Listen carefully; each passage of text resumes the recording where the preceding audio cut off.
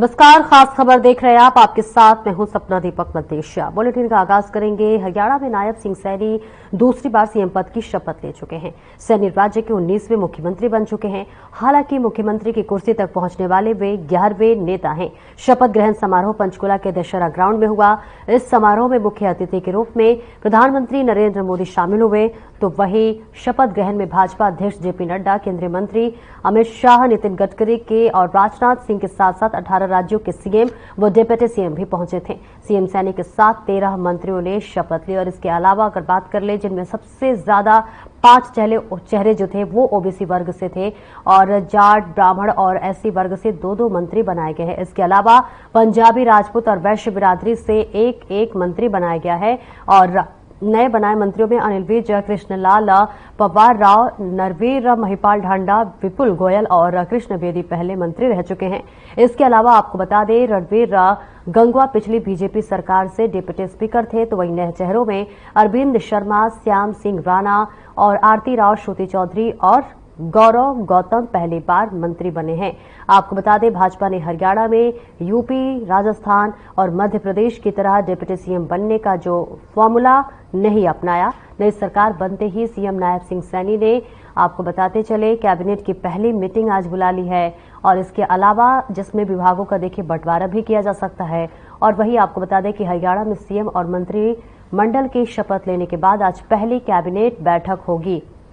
ये बैठक बेहद महत्वपूर्ण है और ये बैठक सचिवालय में जो है शुरू होने वाली है। अब कुछ ही देर में जो है शुरू होने वाली है, तो वही सीएम नायब सिंह सैनी की अध्यक्षता में होने वाले इस बैठक में सभी 13 मंत्री शामिल होंगे और इस मीटिंग में प्रोटेम स्पीकर भी चुना जाएगा और इसके साथ ही साथ विधानसभा के सत्र की तारीख भी हो सकती है। इस सत्र में विधानसभा के सभी नए सदस्यों को शपथ दिलाई जाएगी। इससे पहले आपको बता दें कि प्रोटेम स्पीकर का चयन होगा, लेकिन इस बीच आपको बता दें जो सभी विधायकों के जो है वो शपथ दिलवाएंगे। और आपको यह भी बता दें कि सबसे सीनियर और एक्सपीरियंस वाले नेता को प्रोटेम स्पीकर बनाया जाता है। वहीं 90 विधायकों से में बेरी से कांग्रेस विधायक रघुवीर कादियान सबसे उम्र दराज हैं और उनकी उम्र 80 साल है। वही 7वीं बार विधायक बने हैं। तो वही हरियाणा कांग्रेस विधायक दल की बैठक जो है वो चंडीगढ़ स्थित पार्टी मुख्यालय में होने वाली है, यानी कि कांग्रेस की भी महत्वपूर्ण बैठक होने वाली है और इस बैठक में सभी विधायक मौजूद रहेंगे। बैठक में विधायक दल का नेता चुनने के साथ ही पार्टी की आगामी रणनीति भी तैयार की जाएगी। पहले पूर्व सीएम भूपेंद्र सिंह हुड्डा विधायक दल के नेता थे, लेकिन अब हार के बाद उनको बदलने को लेकर दूसरा गुट दबाव बना रहा है। हालांकि 2 दिन पहले ही दिल्ली में हुड्डा कुल 37 में से 31 विधायकों को अपने आवास पर बुलाकर अपनी ताकत दिखा चुके हैं। खास बात यह है कि इस बैठक में केंद्रीय पर्यवेक्षक राजस्थान के पूर्व सीएम जो है अशोक गहलोत, पंजाब में नेता प्रतिपक्ष प्रताप सिंह बाजवा और अजय माकन भी मौजूद रहेंगे। तो देखिए, बेहद महत्वपूर्ण बैठक बताई जा रही है, जिसमें आज एक तरफ जो है बीजेपी की अहम बैठक होने वाली है, तो वहीं कांग्रेस की भी अहम बैठक होने वाली है। जिससे हरियाणा में देखिए कांग्रेस में भी जो सियासी हलचल है वो तेज है, क्योंकि जिस तरह से दीपेंद्र सिंह हुड्डा को ये दबाव बनाया जा रहा है कि उन्हें जो है प्रतिपक्ष नेता नहीं चुना जाए, तो वही आपको बता दें कि बीते दिन वो अपने आवास पर 31 विधायकों के साथ बैठक कर अपने शक्ति का अनुभव भी करवाए हैं और इसी के साथ साथ शक्ति प्रदर्शन करते हुए भी नजर आए। लेकिन इस बीच आपको बता दें, कल यानी कि 17 अक्टूबर को मुख्यमंत्री नायब सिंह सैनी ने दूसरी बार मुख्यमंत्री पद की शपथ ली। इसके अलावा जो तमाम नेता थे उन्हें कैबिनेट में जगह दी गई है और इस बीच आपको बता दें आज एक और महत्वपूर्ण बैठक बुलाई गई है बीजेपी की तरफ से, तो वही कांग्रेस की तरफ से भी महत्वपूर्ण बैठक बुलाई गई है। देखना दिलचस्प होगा कि किसे किसे कौन सा जो है विभाग सौंपा जाता है, क्योंकि आज ये भी फैसला होने वाला है। इस बीच आपको बता दें कि हरियाणा मंत्रिमंडल में शामिल होने के बाद अनिल विज ने कल एक बड़ा बयान दिया। विज ने कहा कि मैंने कभी नहीं कहा था कि मैं सीएम बनना चाहता हूं। मेरे समर्थकों और कार्यकर्ताओं के बीच ये बात फैलाई गई है।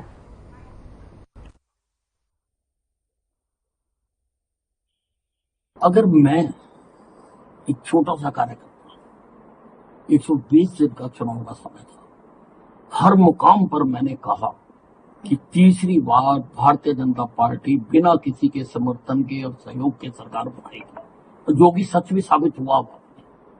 अगर मैं देख सकता हूं तो ये क्यों नहीं देख सकते? क्योंकि ये जनता में रहते ही नहीं, हम जनता में रहते हैं, हमें जनता की नब्ज देखनी आती है और इनको जनता की नब्ज नहीं पता। और जिस डॉक्टर को जनता की नब्ज, मरीज की नब्ज ना देखनी आती हो, उसको अपना क्लिनिक बंद कर देना चाहिए।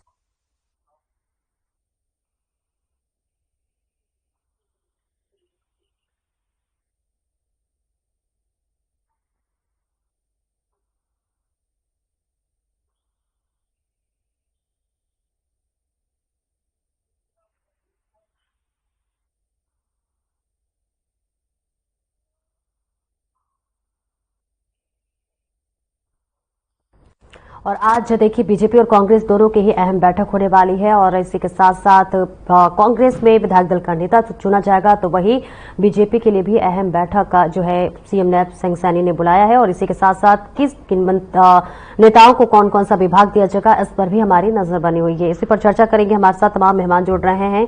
बीजेपी से वैशाली तोमर हमारे साथ जुड़ रही है। मैम, स्वागत है आपका। कांग्रेस से नीरज गुप्ता जुड़ रहे हैं, सर आपका भी बहुत बहुत स्वागत है। और हमारे वरिष्ठ पत्रकार मनोज कुमार भी हमारे साथ जुड़ रहे हैं, सर आपका भी बहुत बहुत स्वागत है। सबसे पहले मनोज जी, आपसे सवाल यह है कि देखिए अब जो है क्या लगता है, आपका अनुभव क्या कहता है, क्योंकि आज देखिए दोनों ही अहम पार्टियों की बैठक होने वाली है, किसे कौन कौन सा विभाग सौंपा जा सकता है, कौन किस चीज के लिए दावेदारी है? हाँ, आज जो है कैबिनेट का एक महत्वपूर्ण बैठक है और इससे ये भी होगा कि जो भी लगभग 13 जो है एमएलए जो शपथ ग्रहण लिए हैं और वो भी जो है मंत्री के रूप में उनको डिपार्टमेंट आज दिया जाएगा। तो आज जो ज्यादातर मुझे ऐसा लग रहा है कि गेट टुगेदर होगा। और ये भी बता दूं कि एक अच्छी बात यह है कि लगभग 24,000 बच्चों को जॉब भी आज मिल गया कल। हालांकि चीफ मिनिस्टर साहब ने बोला था कि मैं जब चीफ सीएम बनूंगा तो उसके साथ ही मैं 24,000 यूथ को मैं जॉब दूंगा। उसके साथ साथ ये भी लगता है कि चुनाव प्रचार के दौरान जो भी वादे किए गए थे, हालांकि उन्होंने बोला कि मेरा ये संकल्प पत्र है, ये मैनिफेस्टो नहीं है। हालांकि मैनिफेस्टो बोला जा रहा है कि अब तो लीगल होना चाहिए। तो संकल्प पत्र में जो उन्होंने अनाउंसमेंट किया था कि 500 रुपया जो गैस सिलेंडर है हम लोगों को देंगे, चाहे 2100 रुपया पर महिलाओं को जो लाडो लक्ष्मी योजना के अंतर्गत है, चाहे गारंटी जॉब के बारे में भी बोला गया था, चाहे इंडस्ट्रियल सिटीज के बारे में इन्होंने बोला गया था, और चाहे अग्निवीर की अगर हम बात करें, ये इलेक्शन के समय में बहुत बड़ा मुद्दा था। अब तो बोला गया है कि हम जो है अग्निवीर को पेंशन के साथ जो है जो भी आएंगे रिटर्न होके उनको पेंशन के साथ जॉब दिया जाएगा। तो बहुत से ऐसे मुद्दे हैं जो संकल्प पत्र के द्वारा भारतीय जनता पार्टी ने इलेक्शन के समय बोला गया था। अब ये देखना है कि फर्स्ट नॉर्मली इलेक्शन के समय यही बोला जाता है कि फर्स्ट कैबिनेट मीटिंग होगी तो मैं जो भी प्रोमिसेस कर रहा हूँ संकल्प पत्र के द्वारा या मैनिफेस्टो के द्वारा उसको मैं लागू करूंगा। तब ये देखना है कि आज गेट टुगेदर मीटिंग के अलावा जो वादे किए गए थे संकल्प पत्र में, उसमें कितना चर्चा हो पाता है और लोगों को क्या दे पाते हैं। और हालांकि मुख्यमंत्री ने कहा है कि हम जो है गुड गवर्नेंस पे फोकस करेंगे, लोगों को रोजगार देंगे, और जो भी कल के उन्होंने ये भी बात बोला कि मेरे लिए सभी के लिए जो है हमारा घर खुला हुआ है, कोई भी अपने इश्यूज को लेकर के हमारे घर भी आ सकते हैं। तो बहुत तरह के प्रोमिसेस किए गए थे और मीडिया के थ्रू बोल भी रहे हैं। अब ये देखना है कि आज फर्स्ट कैबिनेट मीटिंग में क्या क्या डिसीजन लिए जाते हैं। कांग्रेस की भी अहम बैठक होने वाली है और देखिए अब हुड्डा को जो है नेता प्रतिपक्ष न बनाने के लिए अब उनकी ही पार्टी में लगातार विरोध हो रहा है। हालांकि अब हुड्डा ने देखिए अभी बीते दिन ही अपने 31 विधायकों को अपने आवास से बुलाकर शक्ति प्रदर्शन कर चुके हैं। तो क्या लगता है कांग्रेस में कितनी हलचल है? आज कांग्रेस लेजिस्लेटिव पार्टी का मीटिंग है, ये महत्वपूर्ण बैठक है। पार्टी के लिए भी एक महत्वपूर्ण है और कमीशन के लिए भी एक महत्वपूर्ण है। जिस तरह से भूपेंद्र सिंह हुड्डा जी ने एक मीटिंग बुलाई थी अपने आवास से दिल्ली में, और उन्होंने अपना एक स्टैंड शो किया था कि हमारे फेवर में लगभग 31 एमएलए हैं और फिर से जो है वो लीडर ऑफ अपोजिशन बनने के लिए सोच रहे हैं। और आज जिस तरह से सीनियर कांग्रेस लीडर अशोक गहलोत की अगर बात करें, चाहे अजय माकन की अगर हम बात करें, या पंजाब के leader of opposition Pratap Singh Bajwa आज जो ऑब्जर्वर के रूप में रहेंगे। अब ये देखना है कि अब क्या डिसीजन होता है।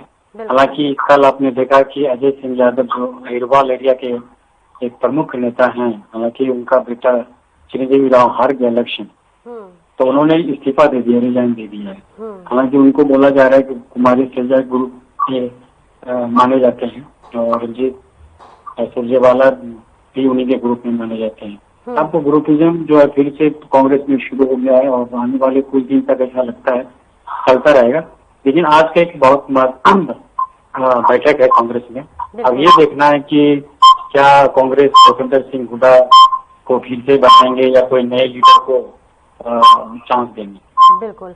वैशाली तोमर जी, आपके पास आना चाहूंगी। अब देखिए, कल जो है अनिल विज का एक बड़ा बयान सामने आता है और देखिए इधर शपथ ग्रहण होता है और दूसरी तरफ शाम में उनका बयान आता है कि मैंने कभी भी मुख्यमंत्री पद के लिए दावेदारी पेश नहीं की थी। हालांकि देखिए सभी जानते हैं कि एक नहीं बल्कि कई बार उन्होंने मुख्यमंत्री बनने के लिए दावेदारी पेश की थी। सवाल यह है, क्या अंदर से दबाव बनाया गया ये जवाब देने के लिए? जी नमस्कार सपना जी, और साथ ही साथ मेरे साथ पैनल से जुड़े प्रवक्ता नीरज जी को भी नमस्कार और मनोज जी को भी सादर नमस्कार। साथ ही साथ जनता को धन्यवाद, हृदय से धन्यवाद और सादर नमस्कार।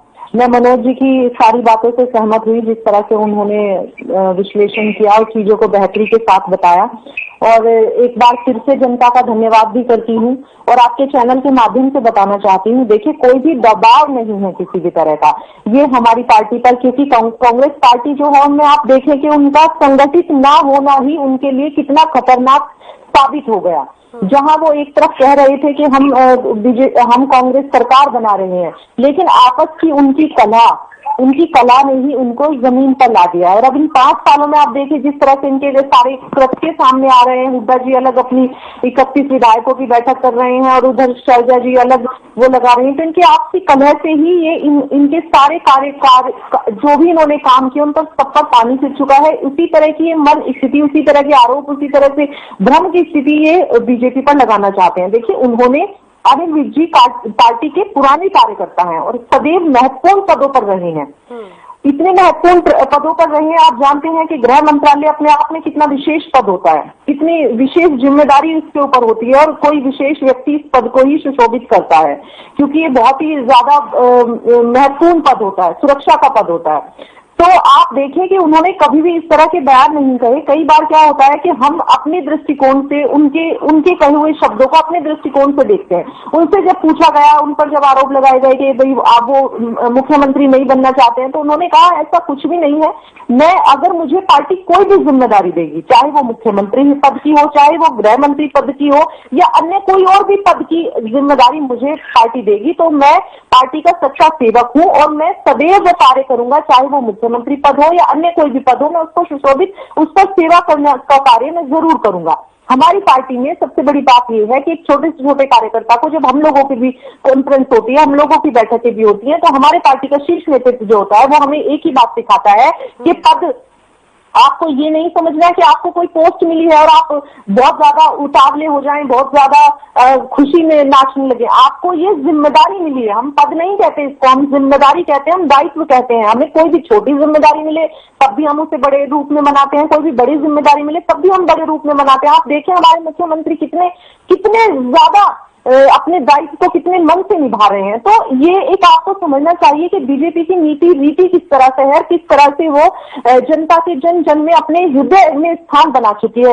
2 करोड़ 80 लाख लोगों के हृदय में स्थान बनाया है बीजेपी ने, और ऐसा 57 साल के इतिहास में पहली बार हुआ है कि तीसरी बार कोई सरकार रिपीट कर पाई है। तो ये जनता का विश्वास है, ये माननीय नरेंद्र मोदी जी की नीतियां है, उन्होंने देखा है, उन्होंने सही मायने में जाना है, उन्होंने अंत्योदय की योजना पर विचार किया है कि किस तरह से, यही बात अनिल विज जी ने कही कि वो उनकी नब्ज ही नहीं समझ पाए, जनता की एक्चुअल में दिक्कतें क्या है, जनता की एक्चुअल में परेशानी क्या है। वो नरेंद्र मोदी जी है जो एक दिन में एक बार आके कह देते हैं कि सब अपना सिलेंडर दे दीजिए, तो हम जैसे लोग, आप जैसे लोग, मनोज जी जैसे लोग, इवन नीरज जी जैसे लोग, सबने सिलेंडर गरीबों को दे दिया।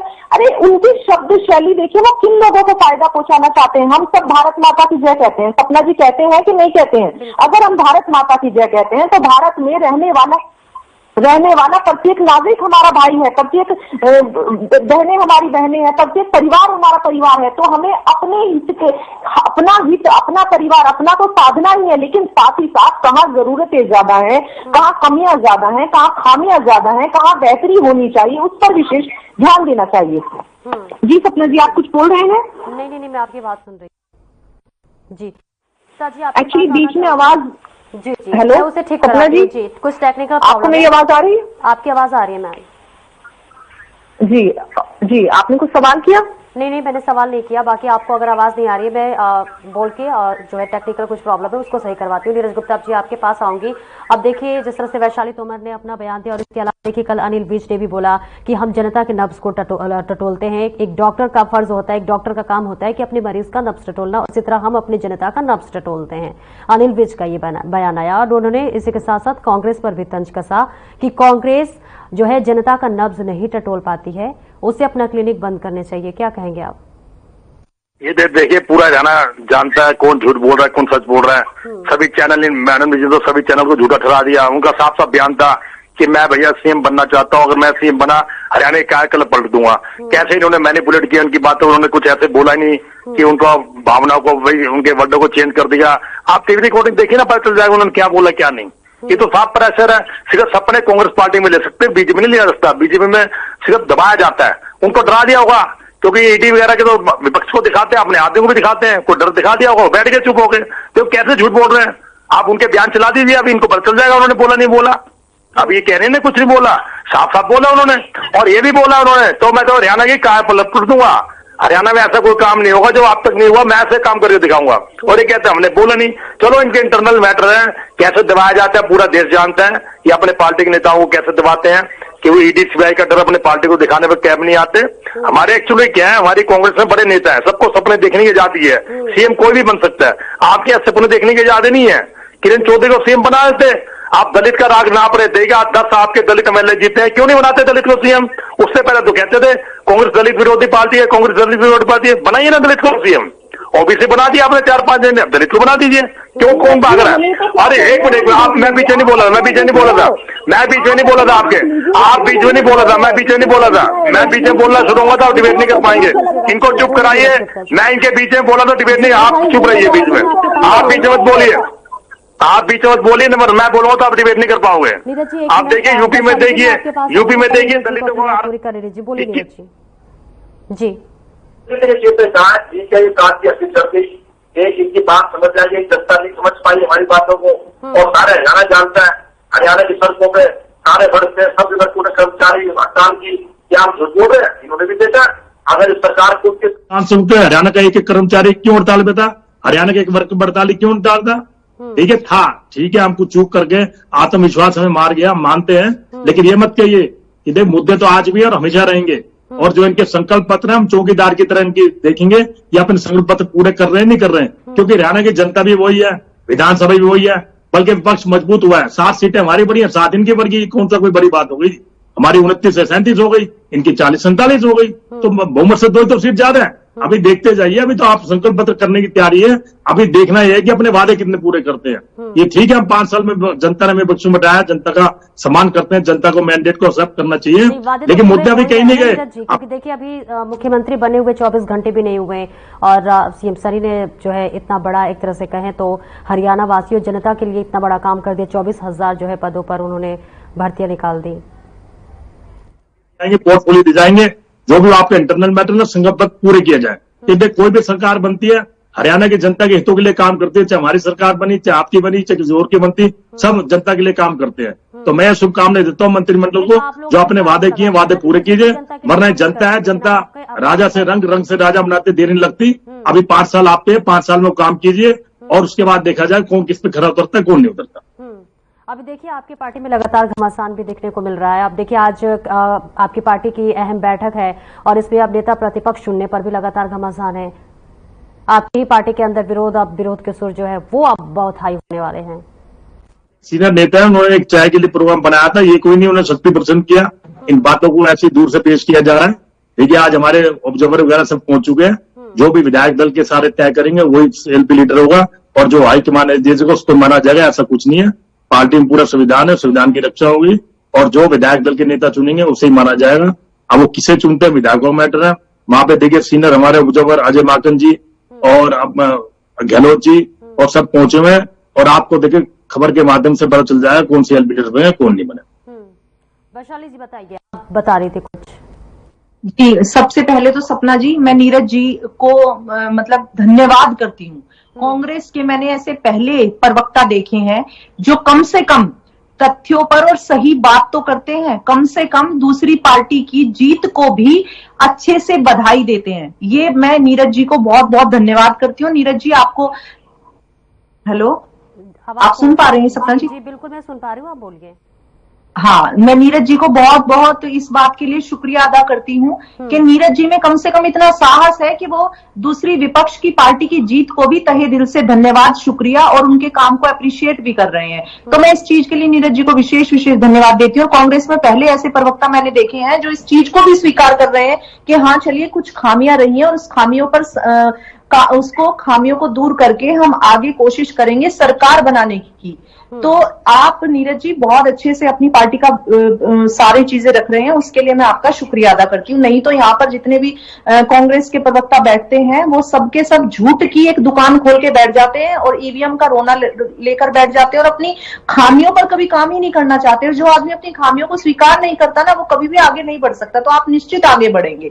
और रही बात दूसरी इनके विधायक दल की और उसकी बैठक की, ये सब जानते हैं कि इनकी आपसी कलह इनको ले डूबी है। अगर आपस में इनमें एक संगठित होती, हमारी पार्टी पर आरोप लगा रहे हैं, हमारी पार्टी संगठित है, बड़ों का सम्मान करती है, डर नहीं होता, ये सम्मान होता है। ये जिस तरह से हमारी पार्टी का एक नारा भी है कि हम एक परिवार है, पार्टी हमारे लिए सबसे पहले हमारी पार्टी माँ की तरह है।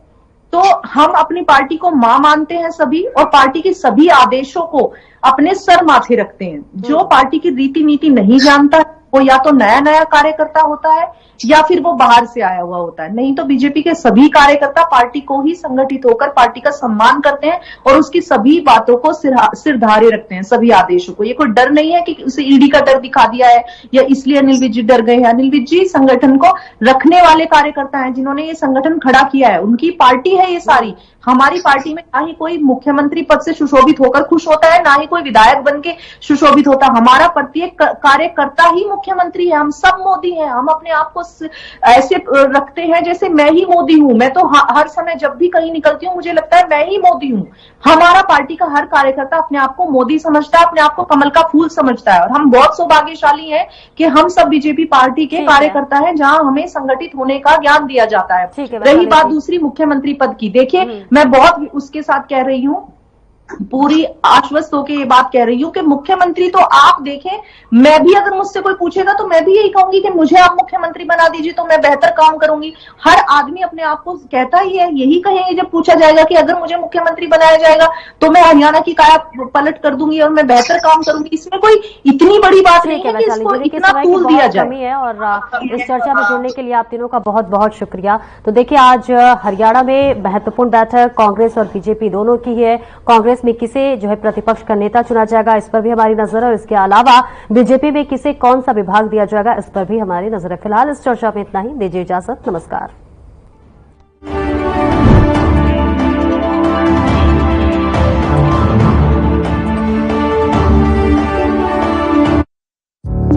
Through constant innovation